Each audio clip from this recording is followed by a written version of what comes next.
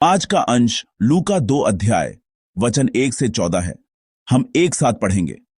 उन दिनों में औगुस्तुस कैसर की ओर से आज्ञा निकली कि सारे जगत के लोगों के नाम लिखे जाएं। यह पहली नाम लिखाई उस समय हुई जब क्विरिनियुस सीरिया का हाकिम था। सब लोग नाम लिखवाने के लिए अपने अपने नगर को गए।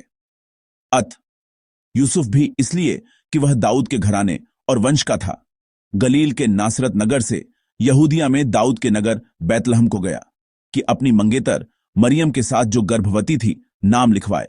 उनके वहां रहते हुए उसके जनने के दिन पूरे हुए और वह अपना पहिलौठा पुत्र जनी और उसे कपड़े में लपेटकर चरनी में रखा, क्योंकि उनके लिए सराय में जगह न थी। और उस देश में कितने गडेरिये थे जो रात को मैदान में रहकर अपने झुंड का पहरा देते थे। और प्रभु का एक दूत उनके पास आ खड़ा हुआ और प्रभु का तेज उनके चारों ओर चमका और वे बहुत डर गए। तब स्वर्गदूत ने उनसे कहा, मत डरो, क्योंकि देखो, मैं तुम्हें बड़े आनंद का सुसमाचार सुनाता हूं जो सब लोगों के लिए होगा, कि आज दाऊद के नगर में तुम्हारे लिए एक उद्धारकर्ता जन्मा है और यही मसीह प्रभु है। और इसका तुम्हारे लिए यह पता है कि तुम एक बालक को कपड़े में लिपटा हुआ और चरनी में पड़ा पाओगे। तब एकाएक उस स्वर्गदूत के साथ स्वर्गदूतों का दल परमेश्वर की स्तुति करते हुए और यह कहते दिखाई दिया, आकाश में परमेश्वर की महिमा और पृथ्वी पर उन मनुष्यों में जिनसे वह प्रसन्न है शांति हो। आमीन। मेरी क्रिसमस, एवरीडे क्रिसमस। मैं कामना करता हूं कि क्रिसमस का आनंदमय समाचार हमारे भीतर के सभी अंधकार को दूर कर दे और हमें परमेश्वर के प्रकाश से भर दे। मैं प्रभु के नाम से आपको आशीष देता हूं कि आज के दिन आप अपनी सारी चिंताओं और परेशानियों को दूर रखकर केवल उस भरपूर आनंद का अनुभव करें जो परमेश्वर हमें देते हैं। आज हम बड़े आनंद का सुसमाचार शीर्षक के तहत वचन साझा करेंगे। जब हमें किसी ऐसे व्यक्ति से मिलना होता है जिसे हमने पहले कभी नहीं देखा, तो उसे आसानी से पहचानने के लिए क्या करना सबसे अच्छा होगा? शायद आप जितने अनोखे दिखेंगे उतना ही फायदेमंद होगा। उदाहरण के लिए, यदि आप अपने सिर पर सूरजमुखी जैसा बड़ा फूल लगाकर या शादी की पोशाक जैसा कोई असामान्य पहनावा पहनकर बाहर जाते हैं जिसे लोग आमतौर पर नहीं पहनते हैं, तो आप लोगों की नजरों में आसानी से आ जाएंगे और बिना भटके तुरंत मिल सकेंगे। तो फिर इसके बारे में क्या? जरा कल्पना कीजिए, क्या होगा यदि जिस व्यक्ति को आपको खोजना है वह जानवरों की नाद में हो और जिस व्यक्ति को आपको खोजना है वह चरनी जैसी जगह पर लेटा हो? क्या उसे खोजना आसान होगा या मुश्किल? आज का वचन ठीक इसी तरह की एक कहानी है। जब हम क्रिसमस के बारे में सोचते हैं तो जो छवि मन में आती है वह चरनी की है। लूका यहां क्रिसमस की कहानी में 3 बार चरनी का उल्लेख करते हैं। वास्तव में यह शब्द नए नियम में कुल 4 बार इस्तेमाल किया गया है और वे सभी लूका के सुसमाचार में हैं। 3 बार लूका अध्याय 2 के इस क्रिसमस वृत्तांत में और 1 बार लूका अध्याय 13 में। लूका की क्रिसमस की कहानी में चरनी एक बहुत ही महत्वपूर्ण भूमिका निभाती है, लेकिन हम अक्सर इस चरनी के सच्चे अर्थ को नहीं समझते हैं। हम बस इतना सोचते हैं कि शिशु यीशु के लिए कोई जगह नहीं थी, इसलिए वह एक तबेले में थे, और लेटने के लिए कोई जगह नहीं थी, इसलिए उन्हें चरनी में लिटाया गया। लेकिन आज का वचन कुछ और कहता है। आइए हम सब मिलकर पद 12 पढ़ें। और इसका तुम्हारे लिए यह पता है कि तुम एक बालक को कपड़े में लिपटा हुआ और चरनी में पड़ा पाओगे। आमीन। यहां बाइबल उस चरनी को क्या कहती है? वह इसे एक पता कहती है। यह एक पता क्यों है? क्योंकि गडेरियों ने एक ऐसे शिशु को खोजने का फैसला किया था जिसे उन्होंने पहले कभी नहीं देखा था। ऐसे गडेरियों को सबसे ज्यादा किस चीज की जरूरत थी? इसी पते की। कपड़ों में लिपटा और चरनी में लेटा हुआ शिशु गडेरियों के लिए ठीक यही पता था। तो उस चरनी का मतलब था यही वह शिशु है, कुछ ऐसा जो उसे स्पष्ट रूप से सबसे अलग दिखाता था, ताकि उसे किसी और शिशु के साथ भ्रमित न किया जा सके। एक पते के रूप में चरनी का यही अर्थ है। भाइयों और बहनों, उस समय बेतलहम में कपड़ों में लिपटे और चरनी में लेटे हुए कितने शिशु रहे होंगे? क्या 3 या 4, या शायद 1 या 2 और? मैंने इसकी पुष्टि तो नहीं की है, लेकिन शायद यीशु के जन्म के समय न केवल बेथलहम में बल्कि पूरी दुनिया में चरनी में लेटा हुआ केवल एक ही शिशु था, शिशु यीशु। क्या गडेरियों के लिए शिशु यीशु को खोजना आसान था या मुश्किल? शायद जिस क्षण उन्होंने उसे पाया, उन्होंने एक सेकंड के लिए भी संकोच नहीं किया होगा।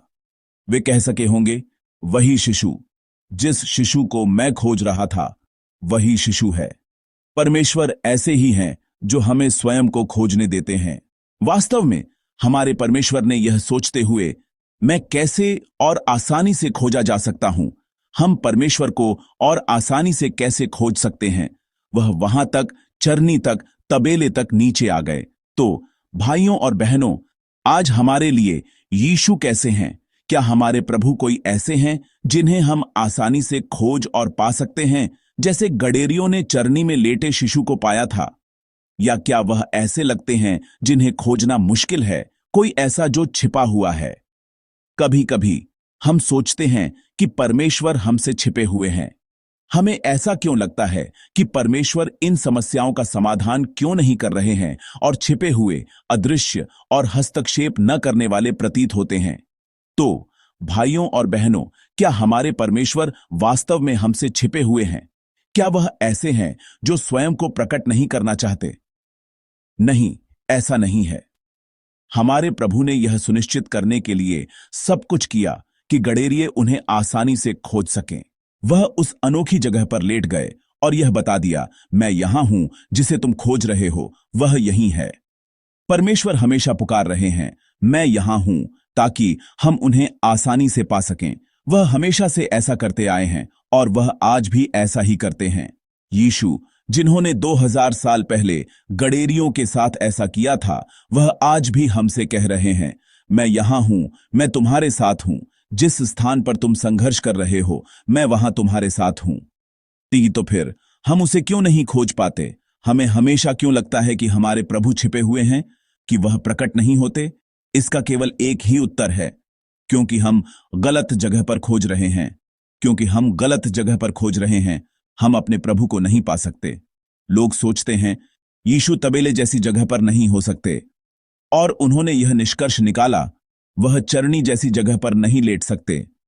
उन्होंने सोचा कि जो राजा के रूप में आ रहे हैं, जो उद्धारकर्ता के रूप में आ रहे हैं, वह ऐसी जगह पर नहीं हो सकते। और इसलिए कई बार हमने अपने प्रभु को उन जगहों पर खोजने की कोशिश की है जहां हम सोचते हैं, मुझे लगता है कि वह यहां होने के योग्य हैं। इसका एक प्रमुख उदाहरण पूर्व के ज्ञानी लोग हैं। उन्होंने सोचा कि यदि कोई शिशु मसीह के रूप में, अभिषिक्त राजा के रूप में आ रहा है, तो वह निश्चित रूप से महल में होगा। इसलिए वे राजा के घर गए। वहां क्या हुआ? क्या वे यीशु से मिले? वे यीशु से नहीं मिल सके। वे असफल रहे और उन्हें कहीं और खोजना पड़ा। वे क्यों असफल हुए? वे इसलिए असफल हुए क्योंकि उन्होंने यीशु को वहां नहीं खोजा जहां वह थे, बल्कि उस गलत जगह पर खोजा जहां उन्होंने अपनी सोच के अनुसार सोचा था कि यीशु यहां होंगे। यीशु यहीं हमारे साथ हैं। यदि आप यीशु को खोजना चाहते हैं, तो आपको उन्हें यहीं हमारे साथ, हमारे जीवन के इस क्षेत्र में खोजना होगा, क्योंकि यीशु पहले से ही यहां हमारे साथ हैं। आज का वचन इस कहानी को अप्रत्यक्ष रूप से बताता है। आइए हम सब मिलकर आज के वचन का पद 11 पढ़ें कि आज दाऊद के नगर में तुम्हारे लिए एक उद्धारकर्ता जन्मा है और यही मसीह प्रभु है। आमीन। स्वर्गदूत उस शिशु का वर्णन 3 शब्दों से करता है जो चरनी में लेटा है। एक उद्धारकर्ता, दूसरा मसीह और अंत में प्रभु। उद्धारकर्ता, मसीह, प्रभु, यही उस शिशु की पहचान है जो चरनी में लेटा है। यदि हम मसीह को एक पल के लिए अलग रख दें, क्योंकि इसका एक धार्मिक अर्थ है, तो अन्य 2 शब्द, उद्धारकर्ता और प्रभु, उस समय के धर्मनिरपेक्ष समाज में भी बहुत परिचित शब्द थे। लेकिन साथ ही ये 2 शब्द ऐसे थे जिन्हें किसी पर भी लागू नहीं किया जाना चाहिए था, क्योंकि ये दोनों उपाधियां उस समय सम्राट को दी जाती थीं। शायद इसीलिए लूका अध्याय 2 की शुरुआत इस तरह करते हैं। मैं आपके लिए अध्याय 2 का पद 1 पढ़ूंगा। उन दिनों में औगुस्तुस कैसर की ओर से आज्ञा निकली कि सारे जगत के लोगों के नाम लिखे जाए। आमीन। औगुस्तुस कैसर यानी सम्राट ऑगस्टस का नाम लूका अध्याय 2 के पहले भाग में आता है। वास्तव में उसके कई उपनाम थे, जिनमें से सबसे प्रमुख सोतेर उद्धारकर्ता और किरियोस प्रभु थे। ये वही शब्द हैं जो हमारे प्रभु को दिए गए उपनामों के साथ मिलते जुलते हैं। सोतेर उद्धारकर्ता और किरियोस प्रभु कहलाने वाला व्यक्ति वास्तव में दाऊद के नगर में नहीं बल्कि रोम में था। वह साम्राज्य की राजधानी में था और वह अपनी शक्तिशाली शक्ति को दाऊद के नगर तक फैला रहा था। उद्धारकर्ता और प्रभु के रहने के लिए उपयुक्त स्थान न तो बेथलहम था, न तबेला और न ही चरनी। स्वाभाविक रूप से रोमन महल अधिक उपयुक्त था। इसलिए लोग सोचते हैं कि उद्धारकर्ता सोथेर और किरियोस को खोजने के लिए उन्हें महल में जाना होगा, जहां सम्राट रहता है, जहां राजा रहता है। लेकिन हमारे प्रभु ने हमें सोथेर और किरियोस को एक तबेले में खोजने दिया। यदि आप कहीं और खोजते हैं तो आप उन्हें नहीं पा सकते। आपको उन्हें उसी स्थान पर खोजना होगा जिसके बारे में प्रभु ने बताया है। हमारे प्रभु हमें आसानी से खोजने के लिए हमारे पास आए, लेकिन हम गलत जगहों पर देखते रहते हैं। इसीलिए हम उन्हें नहीं खोज पाते। जो हमें इस स्थिति से बचा सकता है वह सम्राट के महल में नहीं है। हमारा उद्धारकर्ता हमारे साथ उस स्थान पर है जिसे हम सबसे अधिक परिचित मानते हैं, और वह स्वयं को हमारे सामने प्रकट करते हैं ताकि हम उन्हें आसानी से खोज सकें। जो अब हम पर शासन करता है वह उस भव्य स्थान पर नहीं है जहां राजा रहता है। हमारे प्रभु, हमारे स्वामी हमेशा हमारे साथ हैं। ठीक इसी बिंदु पर हम एक और कारण खोज सकते हैं कि वह चरनी में क्यों लेटे थे। आज के वचन में वे कौन थे जो यीशु को खोजने गए थे? वे गडेरिये थे। चरनी, जानवरों की नाद। गडेरियों के लिए ये चीजें क्या थीं? जानवरों की नाद गडेरियों के लिए सबसे परिचित और जानी पहचानी चीजों में से एक रही होगी। परमेश्वर हमसे अपरिचित और कठिन चीजों के माध्यम से बात नहीं करते हैं। हमारे परमेश्वर उन चीजों के माध्यम से काम करते हैं जिन्हें हम पूरी तरह से समझते हैं। वह हमारे पास परिचित और गैर अजनबी तरीकों से आते हैं। यही हमारे प्रभु के देह धारण का अनुग्रह है।